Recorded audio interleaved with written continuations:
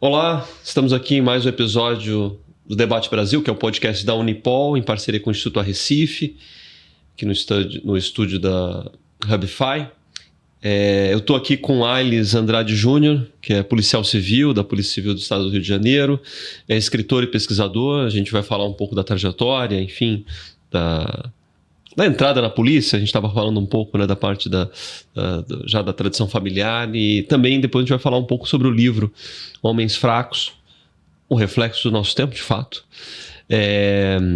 e que o Ailes publicou, foi agora, né, em 2025. Foi agora, o lançamento foi na sexta-feira. Pô, então tá super fresco. Bom, primeiro agradecer pela presença. Você, né, tá em Cabo Frio, na 126 DP, delegacia, 126, né? E tá aqui, a gente se encontrou por conta da LAAD, que é a maior feira de armamentos da América Latina, e através do amigo, né, que é membro, fundador do Arrecife, o Sávio Pontes, e foi muito feliz que a gente conseguiu se encontrar e você tá aqui para a gente gravar esse... Antes de mais nada, agradecer também pelo convite, agradecer também ao Sávio Pontes, que é um amor, né, um grande amigo meu. E Cabo Frio dá 2 horas, né, daqui, é um chão, mas a LAAD também é um dos eventos que é imperdível, né? Sim. Tem que vir. Então, mais uma vez, agradecendo também ao Sávio. Sim, ele vai gostar de você falar que ele é um amor. Adora. Enfim, mas conta um pouco, a gente estava falando antes de começar sobre como é que você entrou na Polícia Civil e, né, você disse que é de família, né? E que, um negócio incrível que você falou, você nasceu na Praça 15. Como é que você nasceu na Praça 15? E me fala depois dessa entrada na polícia. Meu pai é policial civil, né? E foi, infelizmente, falecido. E minha mãe tinha o sonho, eu nasci e cresci aqui no Rio de Janeiro, minha mãe tinha o sonho de ter o filho no centro do Rio de Janeiro. Aí ela tinha uma maternidade, na maternidade da Praça 15, ela queria ter o filho na Praça 15. Aí eu fui ali para a Praça 15 para nascer. E já a policial, né, a trajetória, minha família é ligada à segurança pública. Meu pai é policial civil, mas eu tive outros tios, né, que foram da Polícia do Exército. Teve um tio meu que era da extinta da Guanabara. E essa sequência de vida policial acaba influenciando, né, a sua criação. Então, eu sempre tive esse legado muito forte ligado à segurança pública. E quando surgiu o concurso, né, para a Polícia Civil, como meu pai era policial civil, eu estava terminando a faculdade de Direito e disse, bem, vou fazer, né, porque policial é da família, é meu sonho, você sempre gosta daquela área, né, dos seus pais. Aí acabei fazendo, passei, aí fui seguindo, já tenho mais de 10 anos ali na área, né, e é a profissão que eu me apaixonei. Eu digo sempre que outras pessoas podem ter trabalho, mas a polícia é a profissão mesmo, quando falam de vocação, que você se apaixona muito fácil, né, pela atividade policial. Tem alguma coisa assim que te marcava mais dessa memória familiar, desses relatos familiares? E também assim, você, né, ou você admirando, tendo um olhar sobre o que é ser policial, o que te... Sim, coisas marcantes assim que você acha que isso foi significativo para eu escolher e ter essa decisão? Não, sim, na verdade, o primeiro herói de todo garoto é o pai, né? Então, meu pai foi o meu grande herói nessa parte. E quando ele vinha, sempre contava as histórias da atividade policial, você se apaixona, se admira pelas histórias, pelo conhecer a parte da segurança pública em específico. Então, isso marcou bastante, foi um dos principais pontos. Minha mãe também adorava a polícia, ela adora a Polícia Civil, né? Sempre gostou muito e isso foi influenciando. Claro que foi influenciando, assim, as histórias, o legado, todo esses aspectos que iam sendo contados na minha trajetória. Meu pai se aposentou quando eu era ainda muito novo, né? Meu pai eu sou contemporâneo, meu pai se aposentou em 95. Mas ainda assim, ele teve uma trajetória ali. De 95 eu estava mais ou menos com 5 anos de idade, 6 anos. E era um período tenso no Rio de Janeiro. Eu não sei se o seu pai chegou a pegar situações mais pesadas, né? Porque... Sim, foi o início da milícia também, né? Sim. Pegou uma parte mais pesada, assim, do Rio de Janeiro. Mas, como meu pai era mais a parte do... Embora ele estivesse na perícia, ele acabou trabalhando mais como escrivão, que a polícia tem um pouco disso. Ele ficava mais na parte interna. Foi até a última delegacia do meu pai, que foi a 64, Vilar dos Teles, foi a primeira delegacia que eu fui fazer o estágio, né? Foi a primeira vez que eu entrei na delegacia já como polícia. Foi na 64 DP, que também é uma região um pouco mais complexa, né? Mais complicada em muitas coisas. E como é que... Bom, você fez direito, mas já tinha uma visão para se encaminhar para direito penal, criminologia... Como é que surgiu esse interesse, que está um pouco, né, no seu livro que a gente vai falar depois, essa mistura, né, de direito, criminologia, filosofia? Como eu já seguia na área policial, eu já estava fazendo... já tinha uma vivência, né, com policiais, minha família é especificamente da polícia, direito penal. E o direito penal normalmente é a grande paixão de todo mundo que faz direito, né? Quando a pessoa entra no direito, ela se apaixona por direito penal. Tem até aquele ditado que se apaixona por direito penal, mas casa com o civil, né? Mas no meu caso, eu acabei casando com o direito penal, porque era a área que eu gostava. E assim, era uma tortura aí para processo civil e civil. Eu ia e falava, cara, eu não consigo nem entender essa matéria. Já direito penal era de vento e polpa. Falavam de um livro, no dia seguinte eu já comprava para ler, porque eu gostava muito, eu gosto muito de ler, e mais especificamente de direito penal, era apaixonado. Então, além de livros especificamente de doutrina, eu li aqueles livros que são citados, né, durante a doutrina, como, por exemplo, do Delitos e das Penas. Sim, né? Beccaria. O Vigiar e Punir, de Foucault, Beccaria. Então, assim, você vai falando, e você vai pegando mais livros. Tem a Rainha da Babilônia também, que foi um livro apaixonante.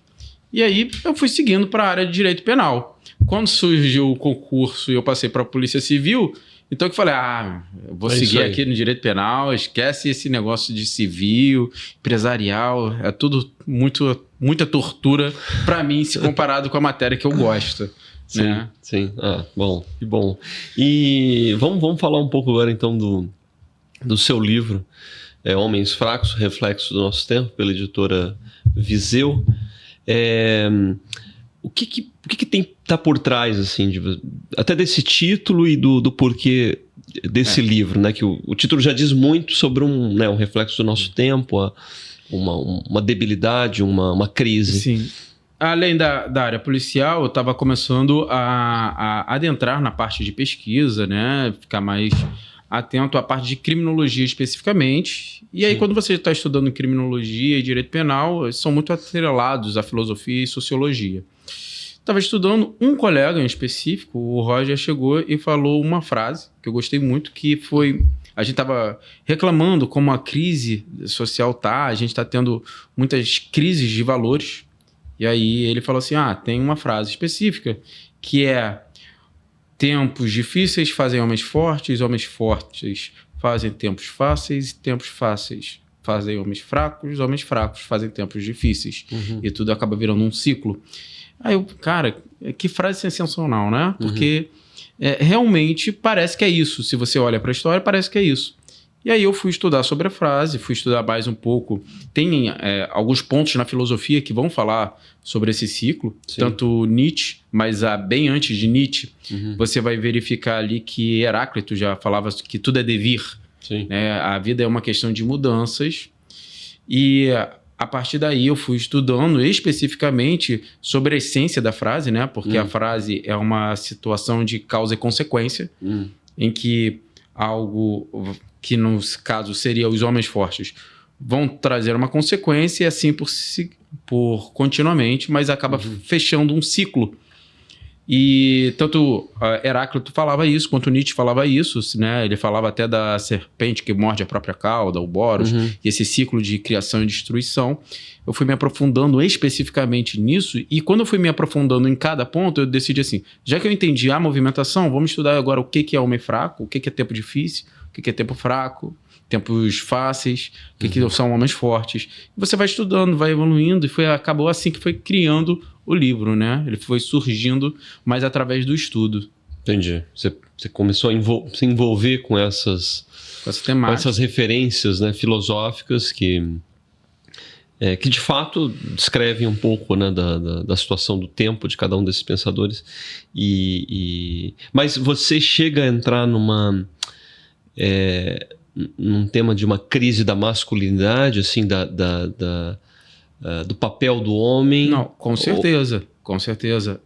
Quando você pega o início que vai falar sobre homens fracos, você vai verificar que a construção, né, da nossa sociedade, a nossa sociedade ela começou tendo muita dificuldade, porque quando os primeiros homens eles tinham que caçar para comer, se não passavam fome, eles tinham que se sujeitar a todo tipo de perigo, até perigo na natureza. Antes da invenção da medicina propriamente dito, uma ferida levava à morte. E isso definiu papéis sociais, definiu toda uma estrutura e principalmente uma posição, né? Tanto no meio masculino, no meio feminino, quanto uma posição social. Não estou falando que tem que ser estanque, mas isso foi importante para a construção dos nossos valores. Sim. Toda a sociedade foi baseada na construção gradativa de valores. E a nossa sociedade é assim. E quando você vai evoluindo, nós, como seres humanos, vamos tentando deixar a vida mais fácil, de alguma forma, né? E isso foi facilitando. Com o liberalismo, o capitalismo, a gente teve uma evolução tremenda na nossa sociedade. Até hoje a gente pode falar que as pessoas que vivem em situações mais precárias ainda vivem muito melhor do que há 10 mil anos atrás. Sim. Isso é óbvio. Só que, ao mesmo tempo, gerou muita facilidade. Essa muita facilidade coloca em xeque os valores. E isso, de colocar em xeque os valores, vai criando crises e fraquezas. Especificamente no meio masculino, qual é o grande arquétipo do masculino? É a figura do dever. E hoje a nossa sociedade tem um problema muito sério com dever e responsabilidade. Claro. Então, figuras que têm essa questão de responsabilidade, que exigem dever, por exemplo, o pai, o policial, o militar, as pessoas elas consideram como arcaico e como uma coisa que só leva a dor, ultrapassada, burra e totalmente errado. Então isso vai criando uma crise, porque as pessoas que estão vindo hoje, como elas não entendem como foi a nossa sociedade e como isso é importante para manter a sociedade, elas começam a criar a sociedade se ódio torna específico. Muito passiva, porque quando você fala, né, que há uma crise em relação ao dever, aquilo que deve ser feito, significa também uma crise da atividade. Sim. Porque o direito as eras dos direitos, né, Bob, essas coisas, a era dos direitos, né, as diferentes etapas, é demandante, sempre demandante. Você vai pedindo, manda. Mas tem um outro aspecto que é o dever, né? O dever em relação a algo, uma constituição natural da sociedade. Sim. E tudo mais. Então, é possível dizer que existe uma crise Isso cria uma apatia, um esvaziamento da ação no mundo, assim, das ações novas e criativas. Sim. O que a gente tem especificamente? Quando você verifica, tem uma parte do livro que eu vou falar sobre a geração gloriosa. E na geração gloriosa, você verifica que foi uma geração que conviveu com os piores momentos da era moderna, que ela teve os resquícios da Primeira Guerra, a crise e a Segunda Guerra.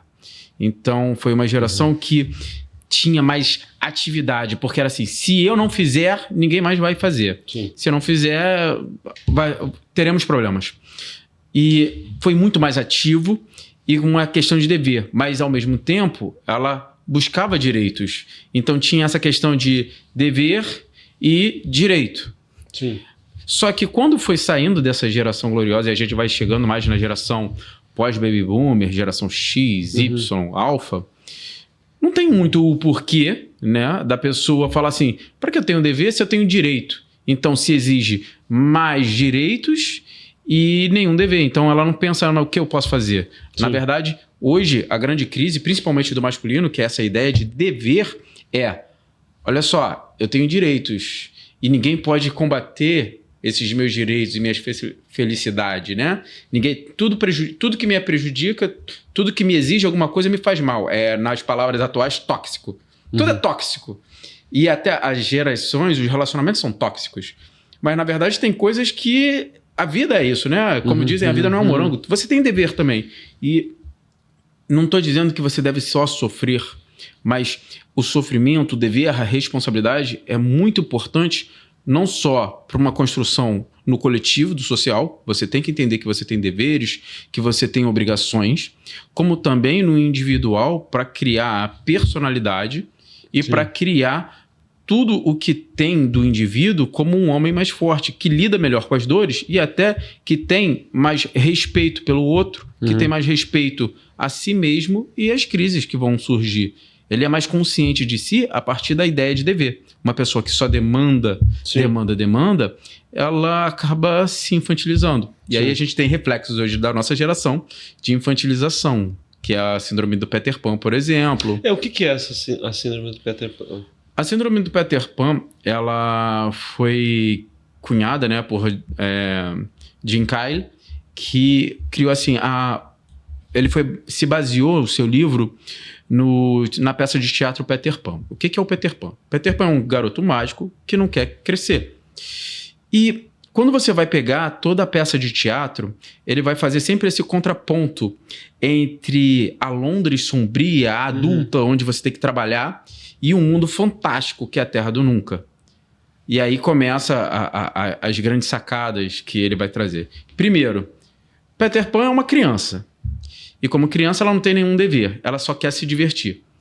E a Terra do Nunca é um lugar que nunca existiu. Sim. As crianças que estão lá são crianças perdidas, elas não crescem.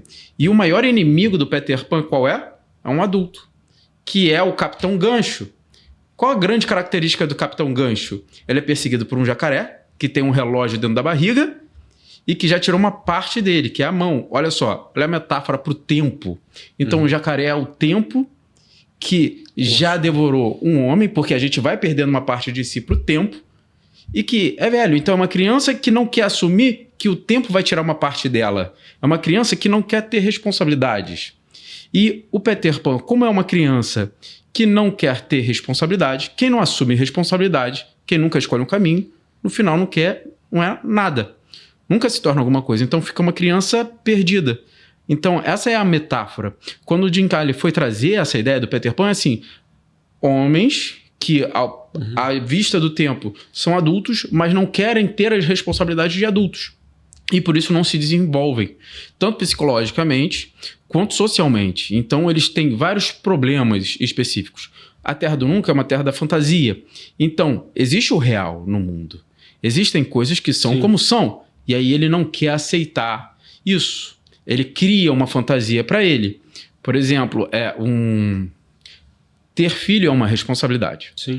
Então, hoje em dia, o que está tendo? Crise de responsabilidade, ninguém quer ter filho. Mas todo mundo quer o prazer de cuidar de alguma coisa.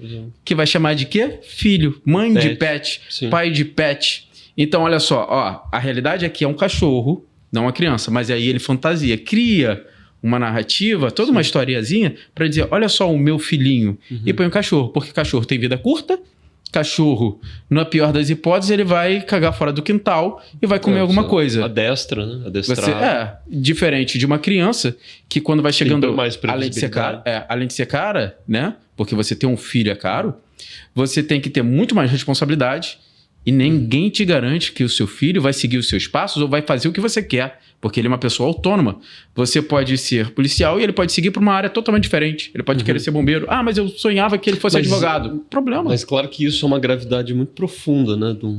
Disso que você estava falando, da falta de uma noção de devir, de trajetória, de herança familiar, de sentido da vida, propriamente dito, né? Então, como é que você diz assim como é que você absorve isso no seu livro, na sua reflexão,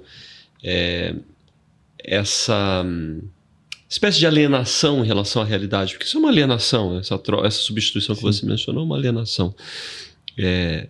Hoje nós temos muitos instrumentos tecnológicos, digitais, que contribuem para essa fraqueza Como é que é isso? Como é que você trata isso no livro? O livro é dividido em 2 partes. Tem a parte Homens Fracos e Homens Fortes. O Homens Fracos, a gente começa uma construção mais histórica, uma crítica social, dizendo, desde os primeiros momentos, principalmente com o advento do liberalismo, que foi importante para a evolução social, dizendo, ele trouxe vários aspectos, entre eles os direitos, né? Entre os direitos, ele falou sobre a busca pela felicidade. E a nossa sociedade é moldada para sermos felizes. Só que, durante essa construção, você verifica que felicidade ela não é uma linha contínua. Isso não existe. Sim. Você nunca é feliz e eterno. Se você é feliz sempre, você pode estar com algum tipo de problema psicológico. Porque, na verdade, você tem cíclicos entre felicidade e, às vezes, dever. Na verdade, a tranquilidade da alma, que é muito importante, que os epicuristas falavam de ataraxia, ou seja, você vai ter problemas e você vai ter felicidade. Você não pode ser dominado pelos dois. É o mais importante para você ter uma boa vida, uma eudaimonia que eles falavam. E essa construção vai se fazendo. E o que afetou para você começar a falar assim, mais felicidade, menos dever, que é o empreendedor de si? Foi a modernização, a tecnologia, a construção toda que nós fizemos para facilitar a nossa vida. E aí um dos pontos tecnológicos hoje é o celular, por exemplo. O celular, ele foi excelente em grandes aspectos. Por exemplo, o celular nos tornou senhores do tempo e do espaço. Você consegue fazer contato com uma pessoa que está no Japão em 2 cliques, 3 cliques. Você consegue tirar ou ver uma foto do Japão em 2 cliques. Você consegue visitar o local, não fisicamente, mas virtualmente. E, ao mesmo tempo, você tem um momento específico, você vai para a Itália e você quer voltar naquele dia da Itália, você vê uma foto, uma gravação. Então, a tecnologia trouxe essa vantagem e nenhum deus grego tem esse poder. Nós temos deuses que o poder humano superou os deuses antigos. Só que, ao mesmo tempo, você já deve ter percebido, e a maioria deve ter percebido, que quando você está fazendo, às vezes, uma viagem ou conversando com bons amigos que estão próximos, você, em vez de dar atenção àquela conversa, você está no celular. Você está no bar, você está no celular. Certo. E, ao mesmo tempo, se você quer viajar para um lugar diferente, viaja, mas você vai estar mexendo no celular. Então você perde um pouco da nostalgia, você perde um pouco da questão de observar as coisas. Foi um primeiro elemento que enfraqueceu. Então você não é mais reflexivo, né? Você fica perdido ali no Instagram. O segundo aspecto foi justamente o Instagram e as redes sociais.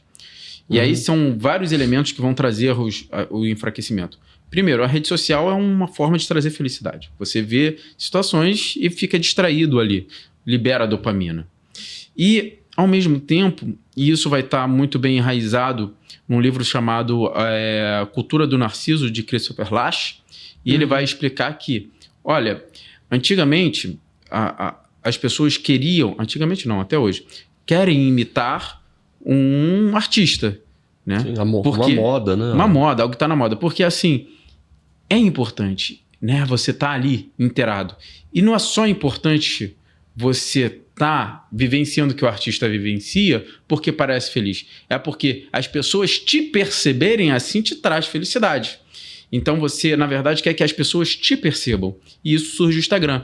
Quando você está em um lugar, você tira uma foto, não é porque você quer guardar aquela memória. É que, na verdade, você quer que as pessoas olhem também. Olha a minha felicidade aqui, olha onde eu estou. Porque isso maximiza a sua felicidade. Isso vira uma cultura do Narciso, né? De, tipo, maximizar, ter o holofote em você. Mas ele escreve isso em que? Nos anos 70? Não? Isso, ele escreve nos anos 70. Na verdade, não, era bem antes da internet. Sim. Ele já denunciava... Mas já era o show business da TV. Ele denunciava o show business. Sim. E ele falava assim, olha só como está a crise americana.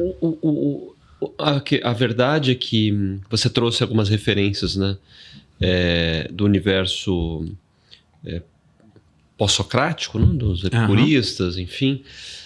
No entanto, há uma evolução da sociedade, no sentido da evolução, no sentido no sentido moderno, biológico. Não linear, né? É mais de uma revelação em relação à vida natural e sobrenatural, enfim. E constituído por instituições que deram um prumo à vida humana, né? Digamos assim, família, igreja, né? O Senhor Jesus Cristo, enfim. É verdade também que essa modernidade ela combaliu essa coerência de formação e a sociedade ficou muito perdida em relação a isso. Porque todos esses instrumentos, eles vieram de encontro a tradições, né? A modos de vida. E isso mesmo antes do século XIX e século XX, né? Por exemplo, para combalir a nobreza francesa, surgiu a aristocracia, que era na verdade, né, Versalhes, na verdade, foi para acabar com a nobreza francesa, e depois Napoleão cria uma outra falsa para, né, só é vencido que é substituído. Então, isso para perguntar o seguinte, essas instituições, esse formato tradicional, não conseguiu segurar a avalanche de transformações, de mudanças, essa demanda por direitos que enfraqueceu, de certa maneira, o homem e a sociedade. Sim, aí dentro do livro também, que vai abordar um pouco de psicologia, o Freud dizia que temos ali o impulso de morte, o impulso de vida, que é Eros e Thanatos. E quando ele vai falar sobre entre um e outro, ele vai falar que o que a gente quer é felicidade, prazer, prazer, prazer, prazer, prazer. Às vezes temos que evitar a morte, né? Temos que evitar a morte. E por isso que essas instituições que foram tão importantes, como família, por exemplo, para manter a nossa estrutura, eu vou dar um grande exemplo que foi até o Pondé que deu para mostrar como era importante a família e como está se perdendo um pouco, principalmente com a questão de recursos. Quando você falava há 10 anos atrás, 10 anos atrás não, 100 anos atrás, um filho, por exemplo, era mais um braço para te ajudar no trabalho. Um filho, por exemplo, era a pessoa que também ia estar com você quando você estivesse doente. Então, a família ela era mais unida a partir daí. Então, você tinha um dever, mas você também tinha a questão de qualidades ali e que estreitavam os laços. Só que hoje modernizou e aí, se você quiser viver sozinho, você vive. Né? A grande verdade é essa. Tudo depende de quanto você tem. Porque quanto mais rico você tem, você pode dizer, eu não preciso de família nenhuma. Diferentemente de uma pessoa que é, por exemplo, mais pobre, acaba tendo mais esse laço vinculado à família. Só que a modernidade, a evolução social, ela vai enfraquecendo, vai deixando tudo mais acessível. Sim. Então você vai enfraquecendo a família. Então todas essas estruturas que construíram a nossa sociedade, desde do mecanismo do Estado, desde a família, desde os valores, eles tentaram, mas a grande verdade é que eles vão enfraquecendo ao longo do tempo, porque qual é o grande elemento do homem? É a fuga do Thanatos e a busca pelo Eros. Ou seja, fugir do dever e aproveitar o prazer. Embora a própria trajetória humana é contrária, de certa maneira, a essa... É muito recente. Esses apelos são muito recentes. Porque toda a trajetória de uma família, uma trajetória de todas as famílias, por exemplo, ou se você pegar a trajetória do próprio cristianismo, né? Por que os caras se martirizavam? Tantos martírios, um atrás do outro, para, né, aquilo se constituir, ou mesmo uma família, na verdade, ela é muito mais feita de sacrifícios, de abstenções, de dificuldades, do que essa pura... Ou seja, na verdade, constitui-se tensões, né? Tensões de um lado puxando, né, para esses apetites, para esses apelos, sim, e de um outro lado uma regulação de vida. Mas, de modo geral, assim, o que a gente vê, ainda que alguém não tenha uma leitura sobre uma trajetória filosófico-religiosa e sobre essas instituições, uma coisa que é muito clara, e aí eu queria que você comentasse, né, para fechar esse tópico, é a parte da crise dos papéis. Sim. Porque quando esse dever, essa ação sobreposta do dever não é constituída, também há uma crise do outro lado. Como é que você vai pedir alguma coisa se alguém não é ativo? Né? Uma parte importante que falou sobre o cristianismo e o papel da religião. A religião foi muito importante, inclusive na nossa trajetória humana, porque ela gera também uma questão de sentido para a vida, né? Mas ao mesmo tempo, tem isso. Cada era vai trazer um lado ruim, um lado positivo. Ao mesmo tempo que as pessoas tinham esse sentido da vida, a religião também cobrava seus deveres. Teve partes em que a religião tinha maior domínio e trouxe determinados problemas. Mas ela foi muito importante. Ela é muito importante. E hoje em dia, como as pessoas elas não entendem muito o sentido da vida, preferem mais o prazer, a religião perdeu o sentido para a maioria das pessoas. Num âmbito individual, ela se torna uma escolha e não uma graça ou uma forma de se religar, né? Ou você acaba, na verdade, perdendo aquilo que é mais importante, que é o senso do sobrenatural, que é algo além do material. Então, é um empobrecimento, porque, na verdade, é como até o Matrix, o filme, você substitui a vida concreta e a vida... o sobrenatural por alienações. Então, você vai buscando outras, possibilidades, mas tudo, na verdade, dentro de uma alienação. Você vai imaginando outras vidas. O prazer é muito carnal, né? Então, é muito físico tudo. E a questão de ser tudo muito físico, você vai perdendo essa ligação com o espiritual, né? A ideia de religar e da religião, porque você quer o agora, você quer a carne, você quer os recursos. E a religião vai perdendo esse contato com algo que transcende. Claro. Porque o que transcende também exige o dever. Uma abnegação. Uma abnegação. Então você tem esse aspecto. Claro que dentro do âmbito cristão católico há um equilíbrio, assim, um ponto de equilíbrio em relação a essas coisas. Né, para mim foi uma obra que marcou até a minha conversão, assim, retorno à igreja, foi Ortodoxia, do Chesterton, que é uma obra fantástica, né, que mostra assim... e ele se converte também, né, num protestante, e sobre esse equilíbrio, assim, é complexo, mas é muito real e natural. Assim, ao mesmo tempo você sabe que você tem que ter abnegação, mas também você não vai se achar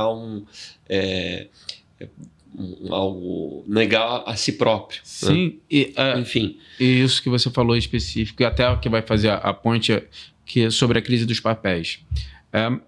Temos crises dos papéis, principalmente essas que têm a exigência de um dever, porque ela fala que tem algo mais elevado. E quando você vai entrar no segundo ponto, que é sobre homens fortes, você se entra em várias filosofias, né, que vão construindo a ideia de que você tem que aceitar que também tem que ter o dever, tem que ter o sofrimento.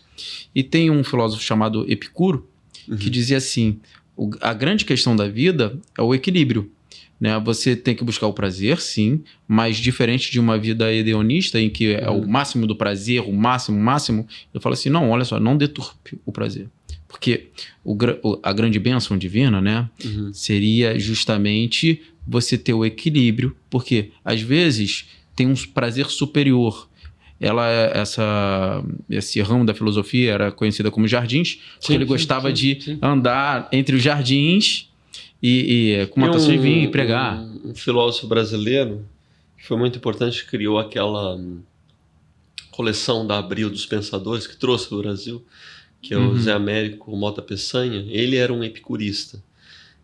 A palestra dele, isso é interessante em relação ao momento filosófico brasileiro atual, porque a palestra dele é uma das palestras dele que ele dá em São Paulo, no início dos anos 90, é a base, é a introdução do livro do Olavo de Carvalho, O Jardim das Aflições, que na verdade ele detona, ele vai detonando. É interessante porque como essas figuras aparecem, mas, ou seja, tá aí, né, nesse contraponto dessas figuras do momento, né, do pensamento brasileiro atual. Interessante você falar de Epicuro. O Zé Américo tem uma obra interessante. Ele introduziu vários daqueles livros dos pensadores, fazendo aqueles extratos, né, das grandes obras, e ele mesmo era um epicurista, né, se assumia como epicurista.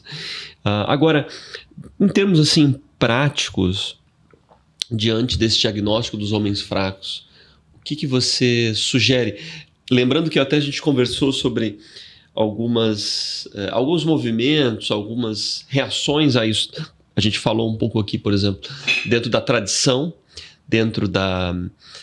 enfim, conversões, pessoas que se convertem e percebem, né, que tem algum problema. Assim como a gente vê contas, né, youtubers ou contas de Instagram, né? Por exemplo, eu falei do Fúria e Tradição, que é um fenômeno. Tem um canal americano, The Art of Manliness, né? A arte de ser homem. Ou a gente pode pegar algumas coisas mais, digamos assim, curiosas, né? Eu lembro parece que tem uma edição dos anos 80. Isso um amigo meu uma vez me falou, uma edição no final dos anos 80, que era, acho que, Manifesto dos Machos Mineiros. Nossa, que era mais uns caras assim percebendo, né, a crise, tá faltando macheza no mundo. Aí eles tinham um manifesto e coisas muito curiosas, por exemplo, nunca case com uma psicóloga, coisas assim. Umas tiradas assim, tipo, coisas que enfraquecem o homem. Mas tudo isso dentro desse diagnóstico da crise de papéis, que há um problema, né, em relação a essa debilidade do homem. Então, eu queria que você comentasse sobre isso e o que você propõe. Assim, bom, a sociedade está fraca, os homens estão fracos, o que fazer? Especificamente, a sociedade está fraca porque fica nessa busca pelo prazer desenfreado e esquece que teve toda uma construção muito importante sobre os papéis e sobre a estrutura, né, social. Tudo passou por uma etapa até chegar até aqui. Então não pode ser simplesmente a destruição de tudo, porque vai levar a uma crise. E tem até o pensador que vai falar sobre o empreendedor de si, né? O Byung-Chul Han. E ele vai criar ali asiático? Ele é de qual? Asiático. Ele é sul-coreano, mas é radicado, salvo engano, na Alemanha. Contemporâneo? Contemporâneo. Contemporâneo. Na verdade, hoje ele tem uma sequência de livros, eu acho que ele produz bastante livros, ele tem diversos, tem O que é Poder, Filosofia do Jardim. É um epicurista contemporâneo? Não diria que é um epicurista, né? Mas ele é próximo porque ele é uma pessoa muito mais ligada a essa questão de se aproveitar só dos pequenos prazeres. Diria que ele é um zen budista, né? Como ele é mais ligado à Coreia. Bem, e aí a grande questão é que as pessoas hoje trabalham com essa ideia de menos dever, menos responsabilidade, mais prazer. E como o papel te exige dever, as pessoas tentam fugir desses papéis, tentam fugir do que é a realidade. Quando se entra na parte de homens fortes, primeiro é assumir que a vida é dor e sofrimento, você não vai ser feliz sempre, mas não significa também que você vai se resignar. Você tem que entender das suas fraquezas. E você, a partir do entendimento das suas fraquezas, é que você vai buscar a sua fortaleza. Nietzsche tem uma frase muito boa, que ele fala que é na fraqueza que se encontra a força, é na doença que se encontra a cura.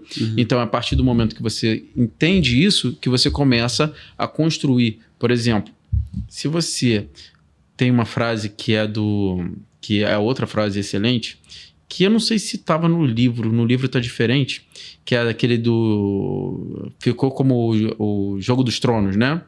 Game of Thrones aqui é a série, mas tinha um livro, que é a Crônica de Gelo e Fogo, que deu a base.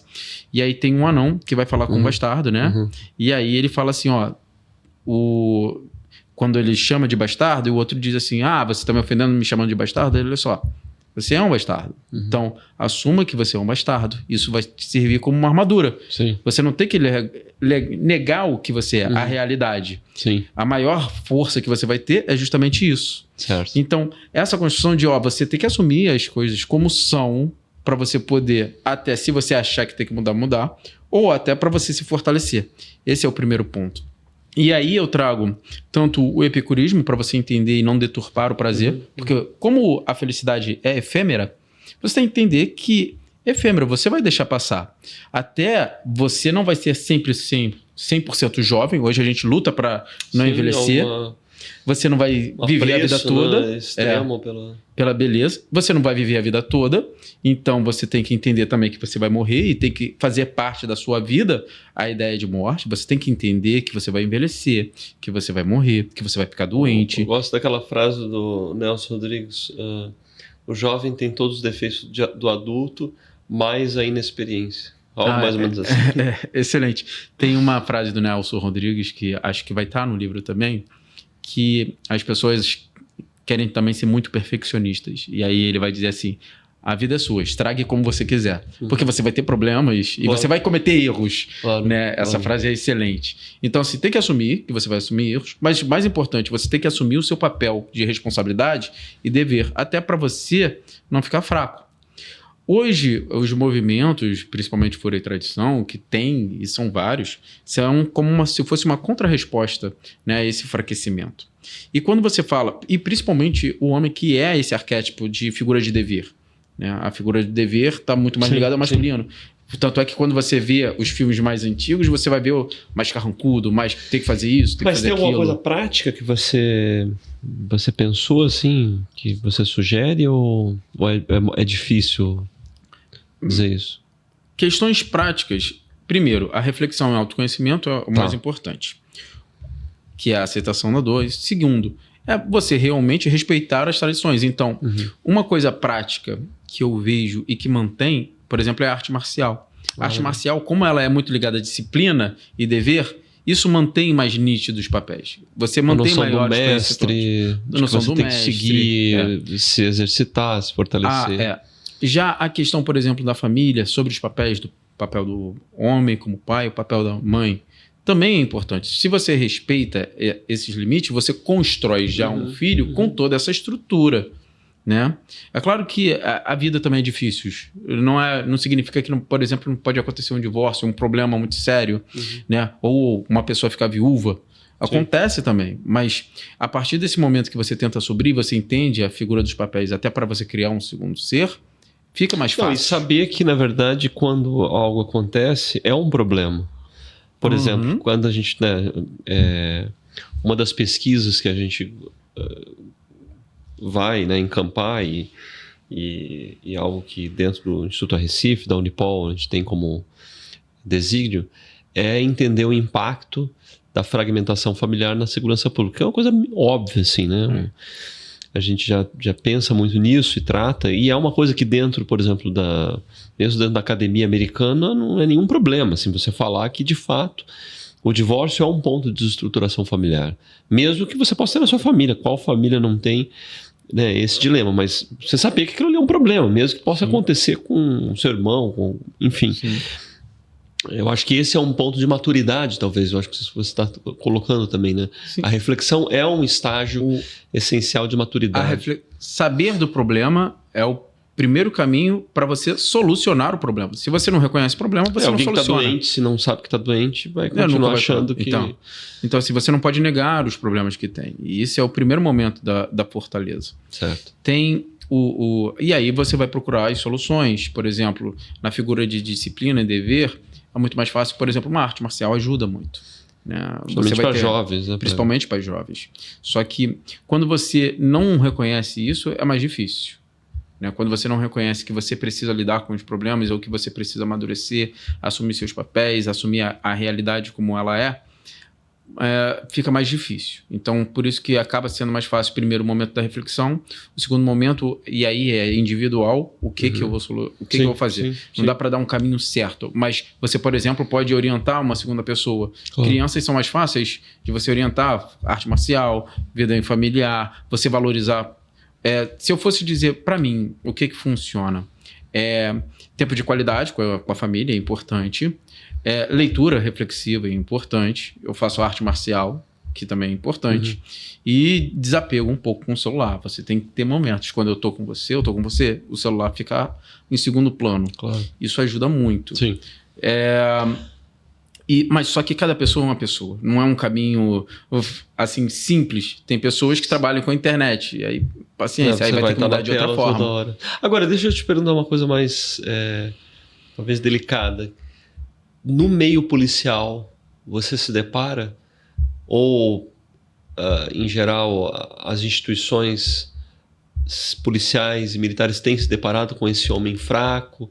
Por exemplo, se você pegar assim da memória que você tem familiar do seu pai, dos seus tios ou de outros correlatos com depois as outras gerações, os outros concursos. Eu falo isso que eu ouço muito assim, sei lá, o cara entra pra polícia, mas não quer nem pegar em arma. A profissão policial, né? Ela tem uma faca que corta assim nos dois gumes. Primeiro, a figura policial é uma figura de responsabilidade, é uma figura de dever, que é o que está em crise hoje. De confiança, né? Então, é uma figura que exige a pessoa. Quando você vê um policial, você automaticamente lembra dos seus deveres, né? E aí, quando alguém fere o seu direito, você vai exigir o dever do policial. Então, ele assume muito mais esse papel, e é por isso que é um papel que hoje está muito mais sendo hostilizado, está em crise, porque as pessoas não querem aceitar os deveres, só querem saber dos direitos. Então, a única forma de lembrar do policial é dos direitos.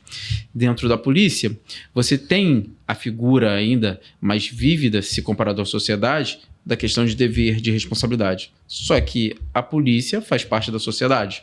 E a partir do momento que a polícia faz parte da sociedade, as pessoas que integram ela, né, e vão integrando, são pessoas que vieram da sociedade, que está fragilizada. Então você vai vendo a mudança, né, na estrutura policial e até no enfraquecimento. Como a figura policial exige muito, e principalmente muito do psicológico, muito do dever, e às vezes não dá muitos direitos, você vai verificar que tem uma crise, e aí vai o grande faca, o índice de suicídio, o índice de depressão policial é altíssimo, porque também é aquela figura do sempre forte. Sim. Só que esse sempre forte é importante para o policial, porque a profissão exige isso. A profissão exige que você cuide do corpo, né? Se você for pegar ali Platão, e ele vai falar da república, em que você tem alma de ouro, alma de prata, alma de bronze, o policial, as forças de segurança estão na alma de prata. Então ele precisa cuidar do físico, precisa cuidar da mente, e aí você tem uma sociedade que não cuida mais do físico e da mente, e entra na polícia, que exige de profissão isso. Senão, no dia seguinte você está morto, ou você está com uma séria crise de ansiedade, ou uma depressão, porque essa é a figura policial, essa exigência que tem.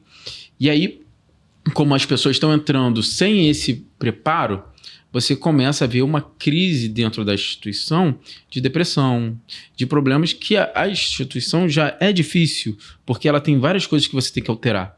Mas aí você vai tendo mais e mais problemas. E aí, não só isso, não só a crise de depressão, tem a crise identitária. Tem policiais hoje que entram... Opa, pera. Tem o problema da depressão,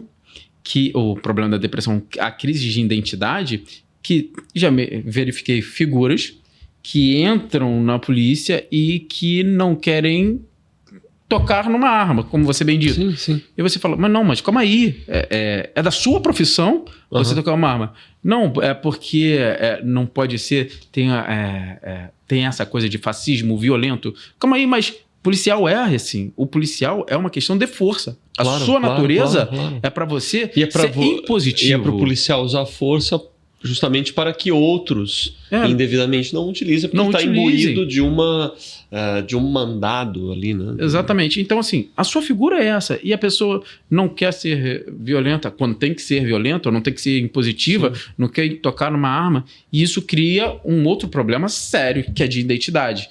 É uma pessoa que não sabe o que está fazendo ali. O que você está fazendo ali, exatamente. Porque assim, não, tem que ser assim. Não, mas uma hora vai te exigir. A verdade é essa, uma hora vai te exigir.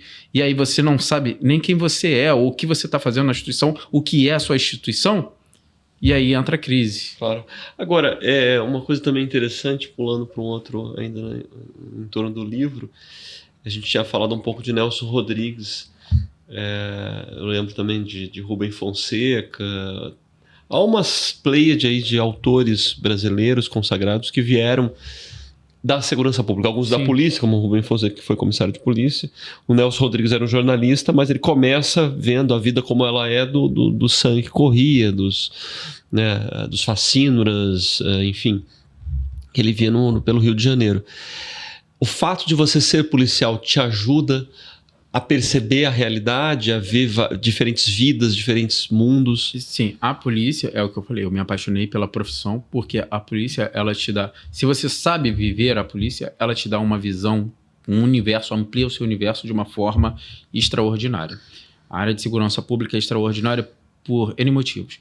Quem já teve uma experiência de confronto, de quase morte, começa a valorizar muito mais a vida. Até uma vez numa sala de aula eu disse, até o ar é mais gostoso de você respirar. Então você começa a valorizar muito isso. Quando você teve um confronto, que você já está com aquela ansiedade até para ir, porque você sabe que vai ter um confronto. Adrenalina. O dia seguinte, os dias seguintes que se passam, são muito mais gostosos. Então você acaba aproveitando os pequenos